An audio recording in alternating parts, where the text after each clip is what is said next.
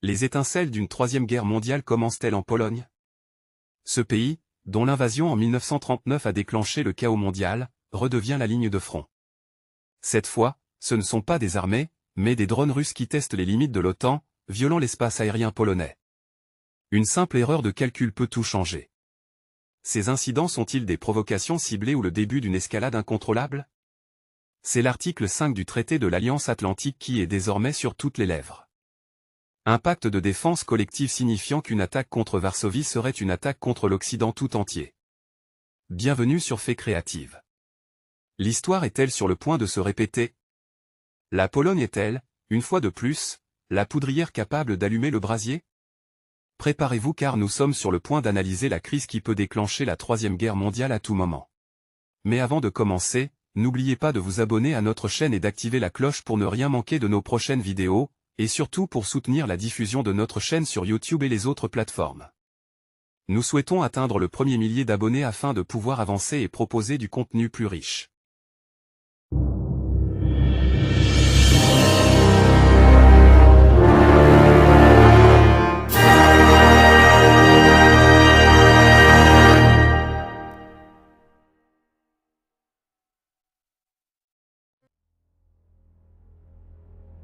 L'histoire a une façon de hanter la Pologne.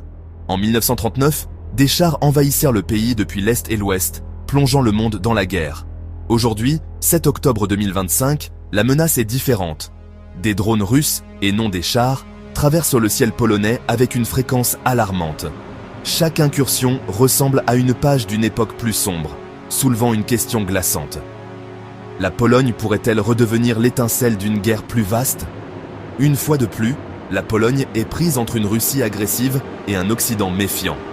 La crise n'est pas un différend frontalier, mais un test calculé de la détermination de l'OTAN. Le Premier ministre Donald Tusk a juré d'abattre tout drone russe violant l'espace aérien polonais, une position qui comporte un risque immense. Chaque interception pourrait dégénérer en quelque chose de bien pire. Les capitales de l'OTAN sont tendues. Lors d'un récent sommet, les dirigeants ont appelé à des actions plus fermes, mais sous l'unité se cache une profonde anxiété. La stratégie de la Russie est d'épuiser et d'intimider, non d'envahir directement, utilisant des drones, des cyberattaques et une pression constante. Pour les Polonais, ce n'est pas seulement de la géopolitique, c'est une menace existentielle qui fait écho au traumatisme passé. Leur histoire d'occupation et de résistance alimente une détermination féroce à défendre leur souveraineté. La paix en Europe n'est pas garantie, et la Pologne se trouve une fois de plus en première ligne. Le monde observe, retenant son souffle, alors que la Pologne fait face à un nouveau carrefour dangereux. La géographie de la Pologne est à la fois sa malédiction et sa destinée. Située sur la plaine d'Europe du Nord, elle manque de barrières naturelles, ce qui en fait un couloir historique pour les armées et les invasions. Pendant des siècles, elle a été la frontière entre l'Est et l'Ouest, prise en étau par les ambitions allemandes et russes. Sa position stratégique en a fait un champ de bataille et un tampon, rarement maîtresse de son propre destin. Aujourd'hui, en tant que flanc oriental de l'OTAN, la Pologne borde l'Ukraine déchirée par la guerre, le Bélarus allié à la Russie et l'enclave militarisée de Kaliningrad. Les mêmes plaines qui ont autrefois vu des charges de cavalerie sont maintenant surveillées par des radars, alors que la menace passe des chars aux drones. La géographie de la Pologne la place à nouveau au centre du drame sécuritaire européen. Les enjeux n'ont jamais été aussi élevés. L'histoire de la Pologne est celle de l'effacement et de la Renaissance. À la fin des années 1700, la Russie, la Prusse et l'Autriche ont démembré la Pologne, la faisant disparaître pendant 123 ans. Pourtant, les Polonais ont préservé leur identité, leur langue et leur foi, se soulevant lors de révoltes répétées. Le chaos de la Première Guerre mondiale leur a donné une chance. En 1918, la Pologne renaissait. L'indépendance fut durement acquise et de courte durée. La guerre polono-soviétique a failli écraser le nouvel État, mais la victoire au miracle de la Vistule a assuré sa place, temporairement. En 1939, l'Allemagne nazie et l'Union soviétique ont de nouveau découpé la Pologne, déclenchant la Seconde Guerre mondiale. La double invasion a apporté des souffrances inimaginables, mais a également cimenté l'image de la Pologne comme première victime et symbole de défi. Cet héritage façonne la détermination de la Pologne aujourd'hui. Le passé n'est jamais loin du présent. Pour la Pologne, la survie a toujours signifié la vigilance. La paix de l'après-guerre froide a disparu. Depuis 2024, des drones russes ont violé l'espace aérien polonais dans le cadre d'une campagne délibérée. L'essaim de septembre 2025, 20 drones, une réponse complète de la défense aérienne de l'OTAN, a marqué un tournant. Les forces néerlandaises, polonaises et allemandes ont travaillé ensemble pour les abattre. Mais le déséquilibre des coûts est frappant. Des drones russes bon marché contre des missiles OTAN coûteux. C'est une guerre d'usure, conçue pour épuiser les ressources et tester la détermination. Le Premier ministre Tusk parle de guerre, pas de simple provocation. Chaque engagement risque une escalade. Une seule erreur de calcul pourrait déclencher un conflit direct. La menace n'est pas seulement polonaise.